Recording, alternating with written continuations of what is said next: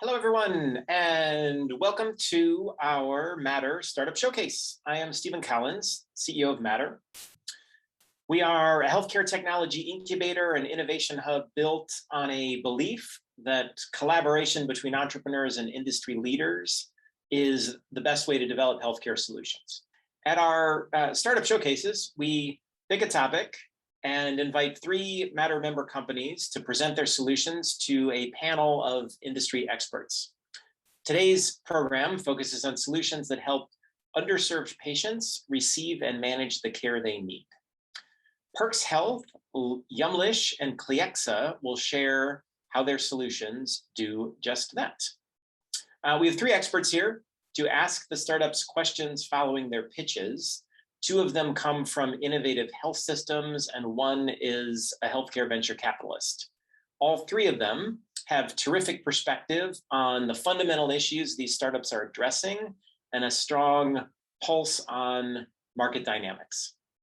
Janelle Conway is the Strategic Program Manager of Performance Improvement at OSF Healthcare. Janelle is responsible for piloting with startups, integrating social determinants of health assessments that enable OSF care teams to provide whole person care. Next, we have Marina DePablo. She is a patient education manager at UChicago Medicine. In this nurse leadership role, Dr. DePablo coordinates system-level innovations to address health disparities in the patient experience and engagement program at UChicago Medicine. And finally, we have Suraj Udichintala, who is an associate at Arboretum Ventures. And Suraj assesses investment opportunities and supports Arboretum's portfolio companies. Each company will have 7 minutes to pitch, followed by 7 minutes of Q&A with panelists. All right, time for our first company. I'd like to welcome Scott Taylor, who is the co-founder and CEO of Perx Health. Hi everyone, I'm Scott Taylor and I'm the CEO and co-founder of Perx Health. At Perx, we build programs for people managing chronic conditions with a focus on engaging those patients first and foremost. And Perx successfully engages patients 4 to 5 times a day. It helps them achieve treatment plan adherence of over 95% and have now actually clinically demonstrated our outcomes for patients in a gold standard RCT. And all of this can be achieved regardless of the patient's complex social determinants of healthcare, level of health literacy, or the number of conditions indeed that they're managing. I think everyone probably on this call has seen some version of the future of digital chronic care pitched to them previously, whether that consists of a digital patient app or a online kind of web portal connecting with virtual care teams. The idea is that we can engage with patients more frequently, identify and intervene where needed, and ultimately prevent an escalation in healthcare costs. The unfortunate reality is that digital chronic care often struggles to enroll, engage, and retain patients sufficiently to deliver impact. And we have a systemic engagement problem with digital health. The other, dirty secret of digital health is that for the most part, those select few patients who are engaging, enrolling, and being retained by digital health solutions are often those who are more health literate, more health engaged, and with less social determinant health barriers. As a result, we're already likely that those patients who are engaging with digital health were probably all more likely to achieve better health outcomes even without the intervention. And it's probably not surprising that happens, that we see those low engagement rates when we think about the typical complex social determinants of healthcare patient or the underserved patient, and what typical digital health looks like.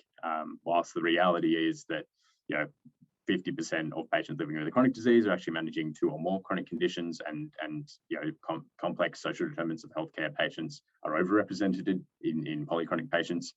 The majority of typical digital health solutions are focused on a single condition area, whether that's diabetes or behavioral health or musculoskeletal. The reality is the highest risk or the most complex patient actually managing multiple conditions across those comorbidities. The other reality is that complex social determinants of healthcare patients are statistically likely to have lower health literacy. And yet the majority of digital health solutions that we provide to those patients are information-centric and consist of education, lessons, coaching, which isn't the best way to engage someone who has low health literacy. And the final thing is that digital health solutions, by almost definition, are technology-centric, but rely on the latest advances, integrated smart devices, continuous internet connectivity, high bandwidth for downloading educational videos. Yet we know that patients with complex social determinants of health are less likely to have access to technology. They probably don't have the latest Apple Watch, and they may not necessarily be willing to spend on large data plans. And this mismatch between the digital health solutions that we're designing and the complex patients that we need to have the most impact on is creating three major challenges for digital health. The first is that lack of patient engagement, that low enrollment rate, that low engagement rate, that low retention rate, that means that we struggle to actually provide digital health solutions to the patients who need the most help. The second is that we're overloading polychronic individuals with too many programs. Someone managing 5 different conditions, and that is 12% of US adults managing 5 or more different conditions. They're not going to use 5 different apps to manage their healthcare. They're ultimately going to disengage and be overloaded, and ultimately are not going to interact with digital health. And the final thing is that we're seeing a frustration from payers and providers. We're seeing a lack of real world outcomes for those complex patients, or even kind of stopping at the start line and not bothering to deliver digital health interventions to patients who have complex social determinants of healthcare needs. Perx looks to solve these pain points and deliver on the promise of digital care for all patients, not just those who are highly health engaged or highly health literate, or who have access to employer-sponsored health insurance. And we can deliver high engagement and retention of all patients, and the average patient engages with Perx 4 to 5 times a day. We can use Perx to deliver our solution for any condition and any task that they need to complete. In doing so, we can get people to engage and adhere to their treatment plan and deliver real outcomes for high-risk members. And indeed, Perx sets a new standard for high-risk member engagement and in digital care, that we can deliver enrollment rates of 45 to 50%, we can deliver a daily engagement of 75%, and we can retain those patients for for an extended period of time, averaging 4 to 5 sessions per day.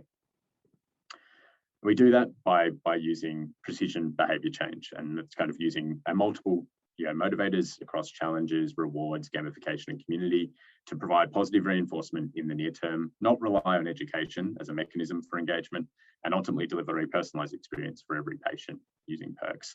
And that engagement can then be translated into adherence to deliver perfect days, perfect months, perfect years. And I think that comes to the question of, if you could engage your complex or polychronic patients 4 times a day, what would you do? And now over a dozen leading plans and providers are using Perx in various ways to drive adherence across different condition areas, from diabetes to behavioral health, to musculoskeletal conditions, and even conditions like HIV, dementia, cystic fibrosis. And they can use that engagement that we drive on a daily basis to drive adherence to treatment plans. And those treatment plans can consist of medication, physical therapy, activity, even health risk assessments can be collected through Perx. And we see that level of engagement drive to a really high level of adherence. That's now been validated by clinical research in the gold standard RCT with University of Sydney, which has now been published in both the British Medical Journal and the American Journal for Managed Care earlier this year, which found Perx patients were twice as likely to adhere to their treatment plan and achieve a high level of adherence, but also saw statistically significant impact on biomarkers. And this clinical trial was run in a real world population with a public health cohort who were average age of 60, with multiple chronic conditions and generally lower socioeconomic status with complex social determinants of healthcare. We've also demonstrated the ability for that high adherence and that high engagement to translate to not just biomarker improvement in underlying health outcomes, but also cost savings for our commercial partners. We partner with health plans and healthcare systems to deliver Perx programs to their high-risk, complex social determinants of health patients, and in doing so, deliver over $6,000 in estimated cost savings per member, working with one of our global health plans. We've also specifically clinically and commercially validated our impact with underserved populations, from government-insured programs with the largest healthcare system in Australia, Perx Health, across a range of different condition areas, to high-risk case management with a global insurer in QBE, where we demonstrated that $6,000 savings per member, to working with a leading non-profit health plan where we successfully enrolled low health literacy members and delivered a 6 times return on investment in just 12 months. We now work with over a dozen leading health plans and healthcare systems who are now using Perx to improve outcomes for their complex patients. The final thing that I'll mention is that piloting with Perx is quick, easy, and low risk. And 100% of our pilots with healthcare systems and health plans are converted to full-scale rollouts. It's very easy. We enable you to select the target patients that you want to intervene with, use our enrollment experts to maximize uptake. There's zero enrollment costs, zero implementation costs. Ultimately, we want healthcare systems and healthcare organizations to be able to trial Perx with their complex patients and see the outcomes for themselves. And ultimately, they'll only ever pay if those patients are engaged. And most of our customers will only ever pay if they're not only engaged, but achieving adherence and retention KPIs that our customers set. Thanks so much for having me today. And if anyone's in touch, wants to get in touch and learn a bit more about Perx, feel free to reach out, scott@perxhealth.com. But happy to answer any questions. Thanks so much, Scott. I would ask Janelle and Suraj and Marina to pop on, and I'll turn it over to you. Thanks, Stephen. I'm happy to kick off. First of all, thanks for the presentation, Scott. That was really well put together, and appreciate you taking the time. So, you mentioned a couple times that there are a number of kind of point solutions that are focusing on specific indications, and a number of big names like Livongo and Somatis and other companies come to mind. I guess you expand on just how competitive the market is for solutions like that, and is there a risk that your solution, as you continue to try to target the employers, kind of gets lost in a bag of different solutions that exist today? Yeah, I mean, I'd actually say one of the pleasing things, as you can probably tell from my accent, as well as the fact that quite a few of our customers are based in Australia. One of the actually refreshing things about coming to the US market is, whilst it is, there's definitely more players in the market, a lot of health plans, healthcare systems, and employers have trialed a digital health solution and been let down by the level of engagement or by the single kind of siloed touch point when they realize actually there's people managing a number of different conditions, and actually the average diabetes patient isn't just managing diabetes, they're managing 3 or 4 or 5 different comorbidities. And so what I'd actually say is that the more mature nature of the digital health market in the US means that when we have discussions with a health plan or with an employer or a healthcare system, the pain points that I'm describing here are much more well understood.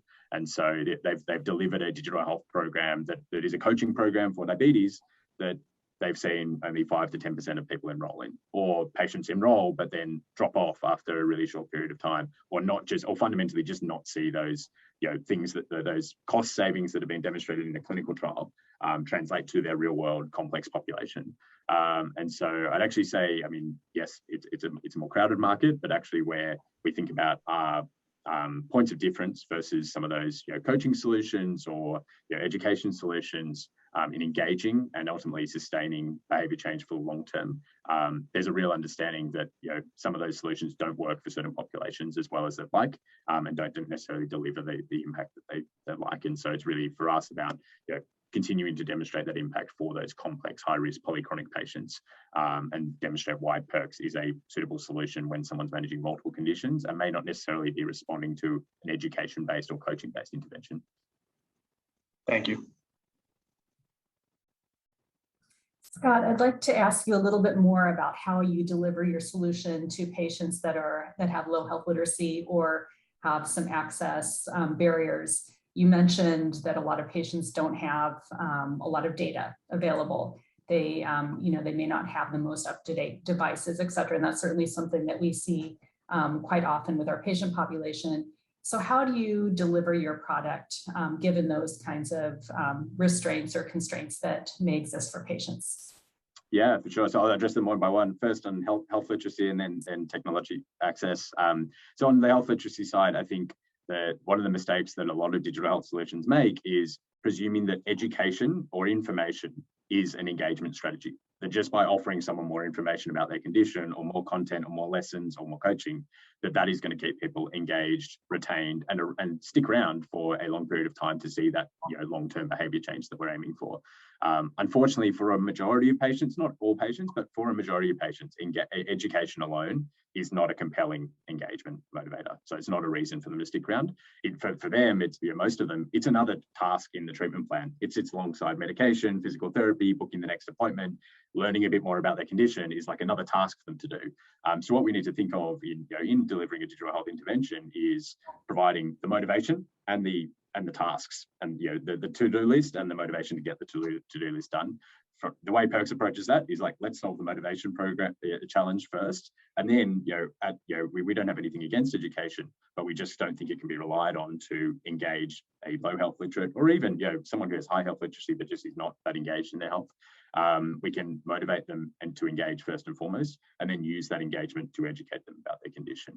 And so that's why we use those motivators of gamification, rewards, challenges, to engage patients 4 to 5 times a day, and then use that engagement to educate them, as opposed to relying on, here's some education, come in and learn more about your condition, as a reason for people to engage. Because I think the empirical data is that when we offer that to patients, an overwhelming majority of them say, no thanks, I'm not signing up in the first place. And then another overwhelming majority of those who enroll say, okay, I enrolled, but I'm actually not finding this that interesting. I'm dropping off and I'm exiting the program. And so that's how we think about how do we engage someone who has low health literacy or just isn't engaged by education or coaching standalone. We bring the motivation first, and then we provide the education and the tasks and the adherence, using that engagement. In terms of technology access, as will surprise probably no one on this call, Australia is a pretty vast country. So even for us to run our RCT, we actually required people who were in regional areas and remote areas of Australia where there was really limited internet connectivity, and who were using older devices by virtue of recruiting our RCT from the public healthcare system in Australia, from free outpatient clinics that were being provided to people who didn't have insurance. It meant that they had older devices, and for many of them didn't necessarily have great data connectivity. So even if they were paying for high data plans, didn't necessarily mean that they had a continuous internet connectivity. So one of the things that we have put a lot of investment in early on is actually making sure that patients can use Perx for days on end without necessarily needing to connect to the internet, and can actually have their treatment plan set up and consistently stick to their treatment plan and record, and be motivated to stick to their treatment plan without necessarily having to have access to data. And that is one of the different differences between us and a lot of other high-tech solutions that are requiring device connectivity and requiring constant internet access. And so that enables us to deliver programs for people in rural locations who may not necessarily have continuous internet access, or people who simply don't have great technology access due to complex social determinants. Thank you. No problem. All right, is there, I think we have time for one last question, if anyone has one. Piggyback on what Marina stated. For those, I think great opportunity, great presentation, and thinking specifically about the fact that you're addressing multiple conditions. For those, the populations that you mentioned maybe are not motivated and who are falling off of enrollment, what are you doing moving forward, knowing these populations are so at risk? How are you looking to engage them in the future, and what does that roadmap look like? Yeah, for sure. I mean, one of the things that I'd say about Perx is part of the secret sauce is that we don't assume that there's one silver bullet for motivating patients, and we're constantly learning. So we'd release a new version of Perx every 2 weeks. And part of that regular update in terms of how our technology works is taking the insights, both the revealed insights, but also the user feedback on what could make this more engaging, more motivating, could drive that engagement and retention higher and higher with those high risk patients or those complex patients. And so even in the kind of 3 years that we've been running large scale commercial programs, we've seen our daily engagement tick up from 65% to 70% to 75% as we've continuously learned what is working and what isn't working with those complex patients. And similarly with our enrollment rates. I mean, with every new program we launch, we see higher enrollment rates in the program. The most recent program we launched with a healthcare system in Texas, we saw 45 ticking up to 50% enrollment rates in that program. And so I'd say one of the things that we do take at Perx is that we'll never be finished on our journey to figuring out the best way to engage those high risk and complex patients. We're constantly learning, iterating on the product, and trying different motivators. And even the motivators that we use today are very different to the motivators we used when we launched the very first version of Perx a few years ago. And it's because we're constantly learning and iterating based on user feedback, but also the insights and data that we're collecting along the way. Great, thank you. No problem. Thank you very much for having me. All right, Scott, thank you so much. Really appreciate it. And thanks for sharing your insights and your company. Next up is Shireen Abdullah, who is the CEO of Ymlish. Hi, everyone. My name is Shireen Abdullah, founder and CEO of Ymlish. At Ymlish, we're on a mission to eradicate diet-related chronic illnesses, focused largely on minorities by addressing social and cultural determinants. So let's start off by learning a little bit about Carla. Carla is of Mexican origin. She is a mother. She gets a type 2 diabetes diagnosis, and the best advice her physician can provide to her is to, quote, eat healthy. I think what we have to ask ourselves is, what tools are we providing someone like Carla to, in fact, enable her to eat healthy? From our vantage point, there's a huge market gap in the way Carla receives care today. What she wants to know are things like, does insulin cause blindness? A huge misconception in the Hispanic community today. Time and again, physicians are telling their patients to stop eating tortillas and white rice. Can I reverse diabetes with herbal teas? And what she's really getting is a one-size-fits-all approach that is largely focused on connected devices, but not addressing nutrition in a meaningful way for Carla and for her peers. And that's really where we come in. At Ymlish, what we've done is we provide culturally adapted nutrition programs approved by the CDC and the American Diabetes Association. We provide these programs virtually. We provide registered dietitian support, peer support through our programs. We've kept it device-less for remote monitoring.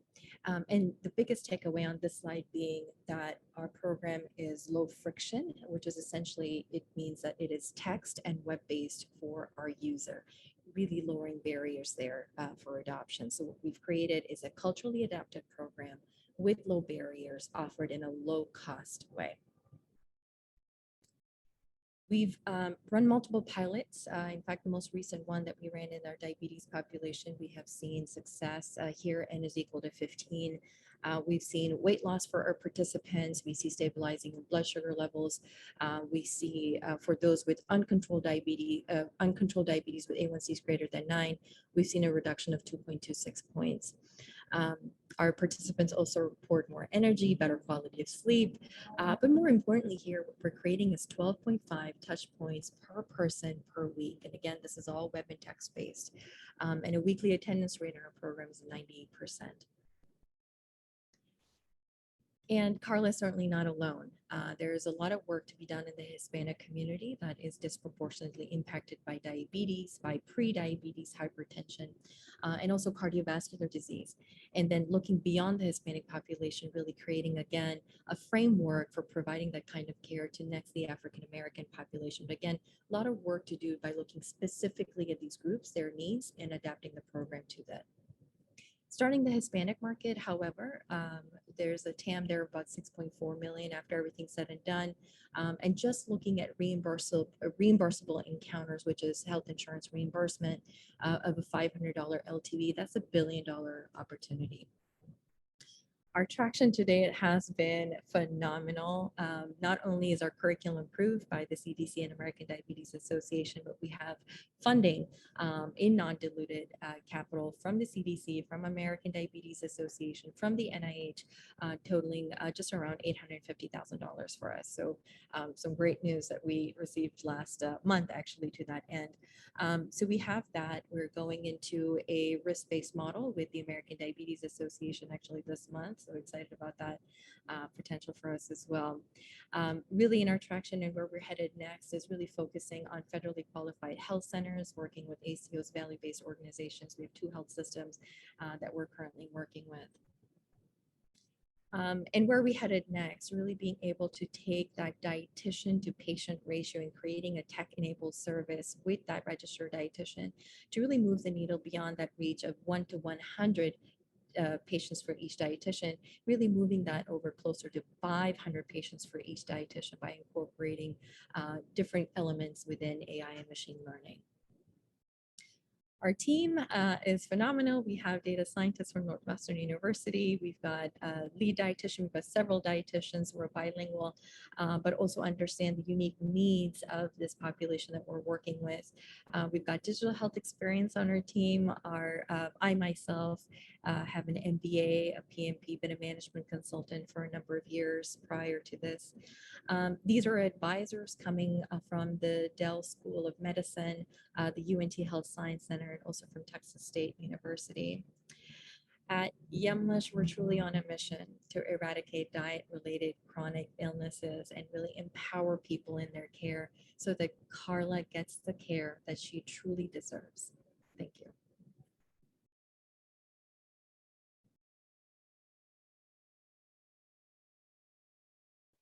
Thanks so much, Shireen, and loved your presentation. And now I'll turn it over to our panelists. Lovely. I'll go ahead and kick off. Great presentation, very interesting product. So question for you, thinking about diet and some of the questions that you're hearing from your participants, understanding that some of them may have challenges in even securing the healthy food needed to support the proper diet. How are you partnering, or how are you working to close that gap that may exist for them? Absolutely, that's a great question, Janelle. So one of the other things that we do is we go through specifically addressing food insecurity for them. So that's part of the registration that we do upfront, and really understand and go through the USDA standardized questionnaire around that. And if they are identified as being food insecure, kind of a moot point to talk about nutrition and not address that, right? So totally hear you on that. And so to that end, what we do is we work closely with them, and we work through referrals in their community, in their area, and try to figure out the right pantry, grocery solutions in the area that can help close those gaps for them. Great, thank you. Yeah, sure thing. So I'll go ahead with a question. Thank you for that, that presentation. It was very interesting. And I really appreciated hearing about it as well. I'd like to just kind of piggyback on Janelle's question, wondering if you partner with any other programs or apps that are out there, such as NowPal, for those referrals. Yeah, so and Bertha, we utilize them. Shireen, thanks for the presentation. So you'd mentioned that there are dietitians on the that are kind of, I guess, engaging through the platform. I guess, how many, could you talk about the scalability of your platform? I mean, how many dietitian, what's your ratio of dietitians to patients? And, I guess, do you envision that as a problem, or as you look to grow, or is that something you've addressed? Yeah, no, Suraj, that's a great question. So for us right now, the dietitian to patient ratio is pretty much the industry standard, which is 1 to 100. So 100 patients for each dietitian. And that's where I talked a little bit about the AI. I didn't go into it much, but that's the funding that we're getting from the NIH, in fact, is to test a proof of concept around increasing that patient panel size for what we're aiming for is about 1 to 500. So really 5xing that number, because you're very much right on there, because as it stands with the dietitian today, the way nutrition therapy is really offered today, there are a lot of manual steps, there are a lot of silos. If you go to a dietitian today, you get 7 recommendations, you do maybe 2 out of those 7, you go back to the dietitian a month later who has 0 visibility into what's going on with you. You go back a month later and say, well, nothing works for me. That dietitian has very limited insight into your behavior, your challenges, all those different things. What we're trying to bring it to is really be able to say, how can we bring those data points together? How can we understand, Suraj's eating habits, his budget, his background? How can we bring all of those things together to really drive this model at scale to, again, create that tech-enabled service that can then have a dietitian really 5x their patient population?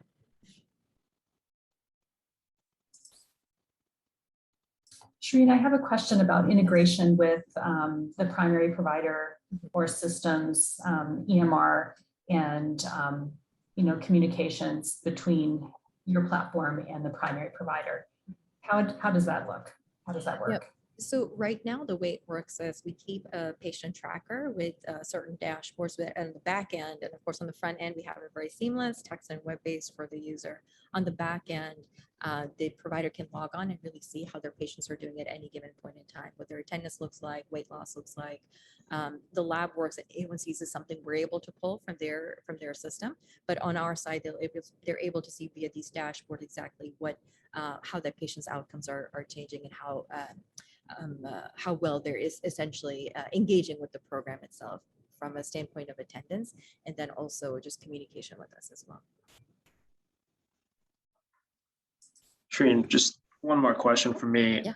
You mentioned very briefly that you entered a risk-based contract with one of your clients. I guess, could you talk a little bit more about your business model? Yeah. That'd be helpful. Yeah, absolutely. So we've got essentially two different models. So one is health insurance reimbursement. So we're a provider under certain plans here in the Texas area, which is why you saw that Texas map. I didn't mention this earlier. I'm in Texas. And so that's, so we're able to bill insurance as a provider under those CPT codes. So that's model one. Model two, that risk-based model that I mentioned, Suraj, that is really specifically a risk-based model that is driven through weight loss itself and meeting certain metrics in terms of attendance, weight loss, and then that drives the revenue there for us. So it's an alternate model. We, like I mentioned, we went into it with the American Diabetes Association. So we're really excited to see sort of what that looks like and an upside potential for us as well. Thank you. Yeah, sure thing. I just wondered if you would go into a little bit more about your peer support model. I assume that's something that's occurring outside of the dietitian. What does that look like? Yes, that's a great question. I'm so glad you asked that, Janelle. So the peer support model, we run that on WhatsApp, which is an application used largely in the Hispanic population as well. It has a lot of reach there. They trust it. They understand how to use it. And so in doing that, we run the peer support group there. It's almost like AA for diet, if you will. They share pictures of what they're eating, going for a walk, what their fridge looks like. They share recipes with each other. It's phenomenal, the type of things that we see, the support, the encouragement, the motivation that comes through there. So that's sort of where that peer support lies. And that's why we've kept it very text and web based, just meeting them exactly where they are. Great. Your percent attendance is amazing. And Shireen, thank you so much. Really appreciate it. Thank you, everyone. Nice presentation. All right, I would now like to introduce Mehmet Kazgan, who is the founder and CEO of Cliexa. Thank you, Steve. Thanks for giving me the chance, everyone. I'm Mehmet Kazgan. I am with Cliexa. I started the company in 2016. Very quickly, my background is software development, almost 20 plus years. I worked with companies like Google, Microsoft, Visa, PayPal, and landed in Aetna in 2013. Which started my healthcare journey. And I left Aetna in 2016 as a vice president, built my Aetna platform with the team over there. And I left Aetna to start my own adventure with Cliexa. And I wanted to really go after clinical data with the patients. And basically, I'm actually tracking the same problems that you just heard from two great presentations today. With the multi-comorbidities, I'm actually looking at the picture a little bit different from the interaction with the patients and the clinicians, and really managing like multiple devices, symptoms, and the noise that the providers get today by a lot of technologies out there. So my idea was, how can I create an intelligent onboarding and monitoring platform, really communicating the health information exchange data, and then also add different data buckets to it, like medication adherence APIs, device data APIs, and so on and so forth. Really use the recipe for 8 different subspecialties that we built and embed that information to the EMR directly to deliver basically clinicians a personalized care model with the taste of their treatment models, like dynamically updated along the treatment model. So we built this EMR and device agnostic platform specifically to the taste of providers. So you can have 3 different providers doing 3 different treatments for the same patient. And we really configure the data collection, data aggregation into that model and push that into the EMR. So mobile side, everything really appears in the EMR with 8 EMR integrations with homegrown interactive services we built in the past. So idea is really connecting the patients with onboarding and follow-ups, and then gather that information bidirectionally from EMRs and use clinical algorithms tailored to subspecialties along with their policies and ancillary services, and aggregate this information with risk models, including SDOH data, prioritization, risk models, and create a holistic view of patients with personalized care. So I think the most important part that we started this by I directly myself going to American College of Cardiology and said, I want to build the patient tracking risk algorithms with you. You teach that to us and we'll build it ourselves. In 2018, we partnered. And for 3 years later, we actually deployed our solution. American College of Cardiology became an equity investor in the company.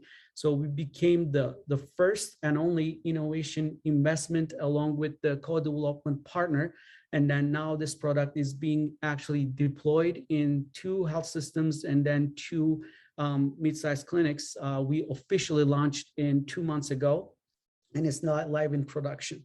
So basically, here's a picture of what the clinician would see fully customized in an EMR, regardless of what EMR is using. We work with the Epics of the world all the way to Greenways of the world as well.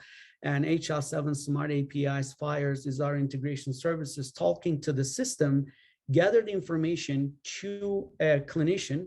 This is an example for a type 1 diabetes patients with basically a heart failure that we can actually get even diet data, or we can even communicate with the other platforms today represented. And then we just define this in an EMR patient report, both discretely and in a PDF. I think market is obvious with the chronic care management space. I don't want to get into that because I think you have seen the statistics from the other 2 investors, entrepreneurs today very well. But we're really focusing on the non-acute care providers, and it ranges from small to mid-sized clinics and health systems. According to our business model, we're offering this solution as a wraparound through the EMR. You can use it as an intelligent onboarding. With the same model can be used as like remote patient monitoring. So along with these customers, we have almost like clinics who are managing 100% Medicaid patients that we onboarded in the past, which I will quickly talk.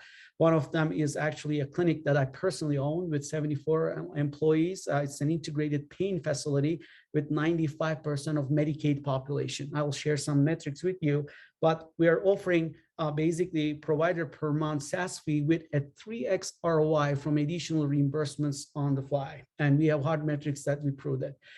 3 case studies we published. The one in the middle has been peer reviewed by Kaiser Permanente. All 3 different ones are actually talking about managing patients at the clinic using digital platforms.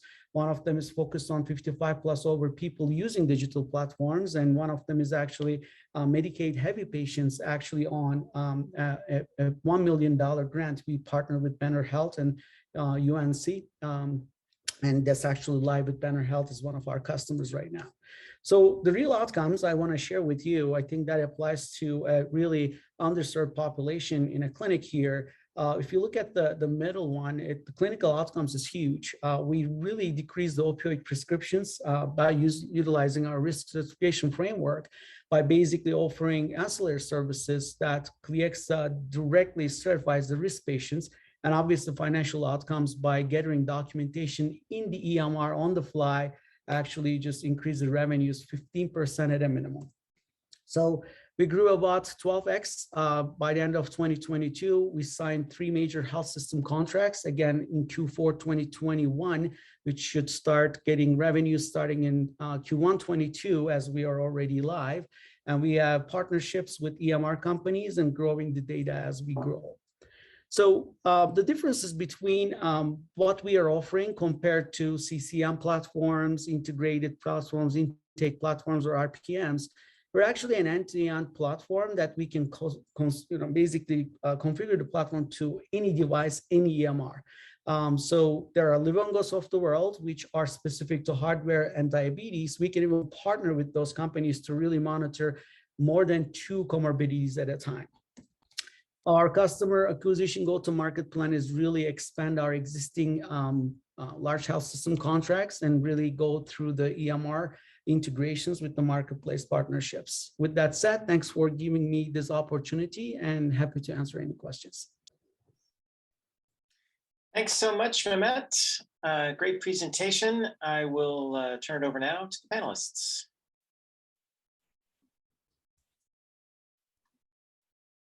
I can go ahead and kick off. Mehmet, thank you for that great presentation. Really, really interesting platform. I'm going to start off by asking you about the health literacy and how you address that with the patient-facing component of your platform. Absolutely. So, Marina, I'm going to try to give you 2 different perspectives. If I don't hit your answer, please interrupt me at any time. So I have that tendency usually.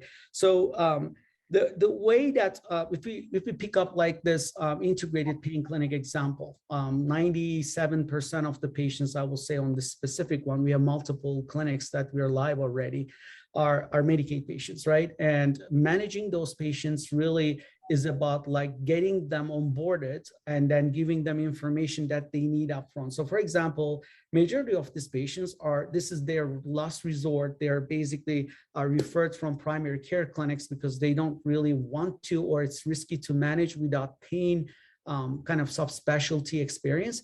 So this is their last resort and they want to get more medication or refills or manage their medication right away. Well, if you tell the patient before like the visit, hey, doctor is gonna not likely change your medication as an MA or a front desk person, that patient is likely gonna be really upset about the outcomes. But if you basically drive a policy through the patient's understanding, and this should be like a transcribed information to tell the patient, look, we're gonna help you.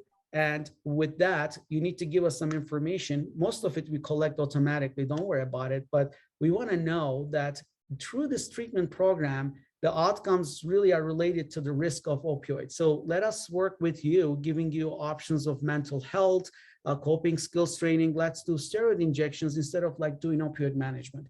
Well, it's really hard to give that information to a, I don't know, 17-year-old patient versus an 85-year-old veteran, like really fighting with. And I have seen that in my own clinic too. So what you do is really collect the information and give them on basically a tablet, like simple tablet. We have a case study, we have done it. And we did it like 55 plus above. We said, okay, we don't teach you anything. Here's the tablet, just go through it.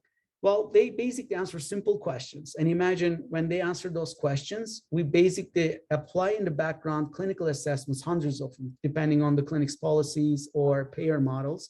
And then we basically spit the information out in EMR real time. But for the patient side, we're saying, these are the eligible options for you. Please tell your doctor that before the medication management, this is what's going to happen. And MA sits with that, explains that to the patient at the same time. So before they really start seeing the doctor, they already know what the policy-driven guidelines and treatment models they're going to see. So they're not going to push their doctor to say, hey, you're not going to change my medication today. So that's kind of like one way to do it. But in between visits, the engagement, which we all try to solve this problem, is really driven with their guidelines too, right? If you want to keep the patient on low risk, then they know that their medication management can be handled. So we are telling the patient, the more you respond to your personalized care notifications on this mobile platform in between visits, so we are also monitoring your urine analysis, it's going to be easier for you to see that we can manage your medication. So that's kind of like the engagement part we did in between by training the patient that you're under the policy, this clinic can provide certain services with your help. I don't know if I covered your question, Marina. Thank you. You bet. Hey, Mehmet, I have a question. Can you actually flip back a couple slides to the one with the various revenue streams that you had the RPM on there? It was a chart with some, yeah, the slide 12. Slide, this one? The one after this one, I think. Oh, this is the.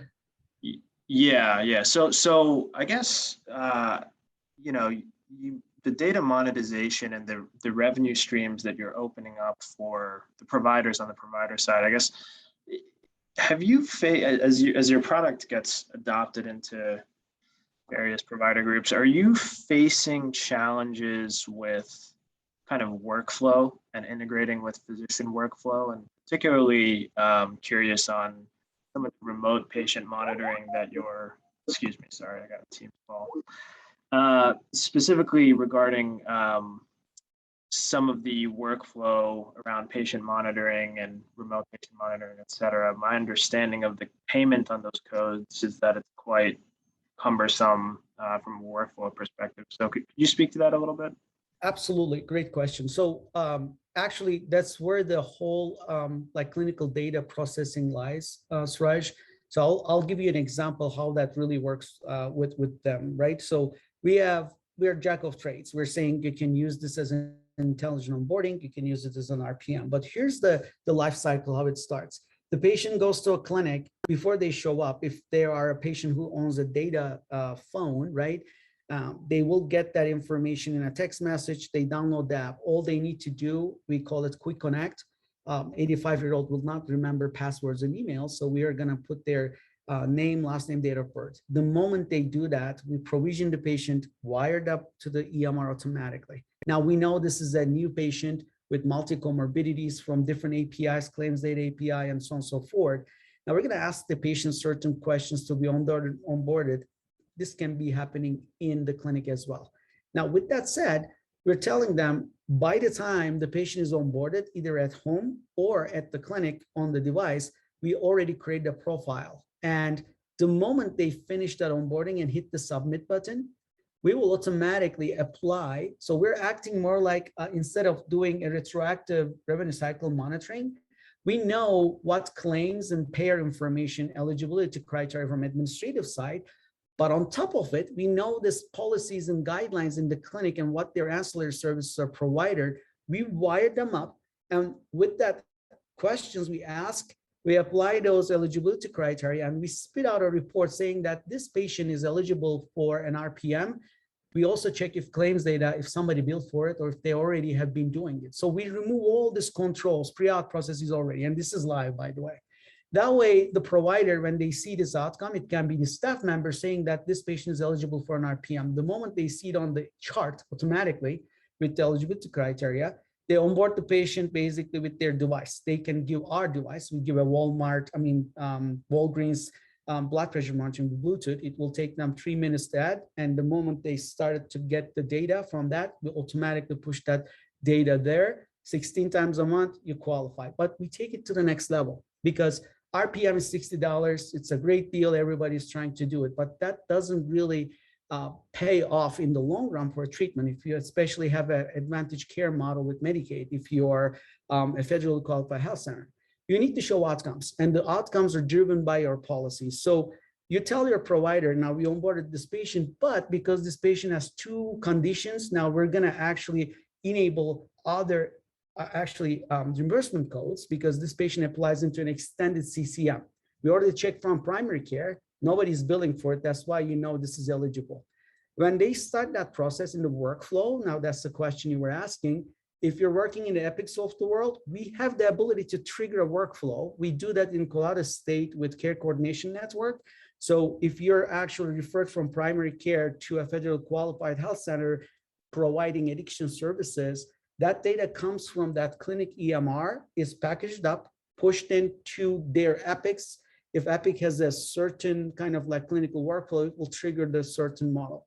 Today, EMRs have some sort of clinical flows, but there's not a trigger that does it through a health information exchange. So we aggregate and call that workflow in there too. To your point, I think the most, I would say, barriers to entry for us in clinics are either they already have a solution that they integrated like Phreesia for an administrative purposes, or they tried another RPM solution before. It's not really getting the bang for the buck. Their flows are hard, but our model is different. We go to a clinic, instead of here's your platform, use it and pay us, we really configure the platform to their needs, to their policies within a 1-hour call. The platform can be designed in 3 days to their entire new follow-up RPM monitoring process within 3 days. So that approach is really getting us, we replaced multiple solutions already as a startup, but usually if they are not open to invest another solution again, sometimes they cut off without talking any other features in there. But if the discovery really tells us that we can fill in the blanks for like acting like an commoditized RCM model, remember, we tell them you're going to get 3x ROI minimum. If not, we're going to write you a check for 3 months, we walk away. So that's kind of like how we overcome that barriers to entry. Are we still having issues? Of course, we're having blockers, but we have the technical ability to solve and respond to that, to answer your question. Thank you so much. Too bad.